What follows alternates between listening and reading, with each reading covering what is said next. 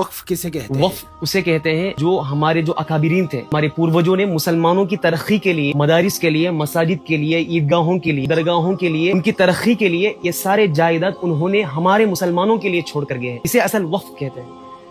और वक्फ सिलसिला कब से शुरू? ये सिलसिला आपसे नहीं है वक्फ का, ये आप सल्लल्लाहु अलैहि वसल्लम के जमाने से ये सिलसिला आता आ रहा है। और हजरत उमर के जमाने में भी कई वक्फ के लिए, मुसलमानों के लिए कई जमीनें वक्फ कर दी है। उसके बाद हमारे जो हिंदुस्तान के जो बड़े बड़े राजा थे वो भी मुसलमानों की तरक्की के लिए अपने लैंड्स वक्फ कर दिए हैं, ताकि जो जरूरतमंद है मुसलमानों को वक्फ के जरिए से वो अपनी मदद हासिल करे। ये असल वक्फ का मकसद है। और आप सल्लल्लाहु अलैहि वसल्लम से ये वक्फ का सिलसिला जारी है, अब की बात नहीं है, ये तब से शुरू होता आ रहा है। क्या इस बिल पास होने की वजह से मुसलमानों पर कुछ असर पड़ेगा? असर पड़ेगा तभी तो हम लोग इतनी मेहनत कर रहे हैं, इतने रैलीज निकाल रहे हैं। तो इख्तियार हम लोगों के, जो हमारे जो वक्फ के बड़े थे, जो उनके इख्तियार में था, ये सारे का सारा इख्तियार वो हुकूमत के अंडर में चले जाएगा, जिसकी बुनियाद पर हम लोग कुछ भी नहीं कर सकते। अगर कुछ करना भी चाहे तो क्या होगा, सबसे पहले उनकी इजाजत लेना पड़ेगा। सबसे पहले इसके अंदर कलेक्टर की दखलंदाजी होगी, जो पुलिस ऑफिसर है, जो अनकरीब इनका भी दखलंदाजी हो जाएगा। इस वजह से हम लोग इसके खिलाफ लड़ रहे हैं, क्योंकि ये हमारी जमीन है, हमारे बड़े अकाबिरीन ने हमारे लिए छोड़ कर गए हैं, मुसलमानों की तरक्की के लिए।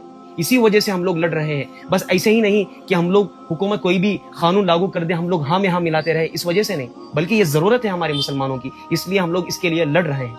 अब तो बिल पास हो चुका है, मुसलमानों को अब क्या करना चाहिए? अब देखो, कानून तो लागू हो चुका है, लेकिन हम लोगों को दो तंजीमें अभी इस वक्त इसके ऊपर जोर जबरदस्ती से अल्हम्दुलिल्लाह काम कर रही है। सबसे पहली तंजीम है एक all India Muslim personal law board, और दूसरी तंजीम है जमियत उलमा हिंद।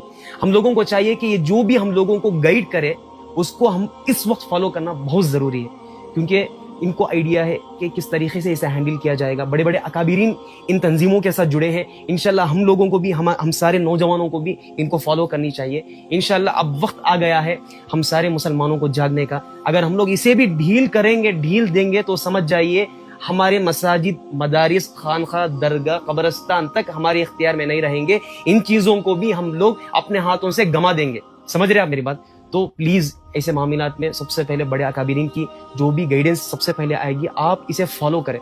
जज़ाकल्लाह। अगर इस वीडियो पसंद आई हो तो दूसरों तक जरूर शेयर करना। अस्सलाम वालेकुम।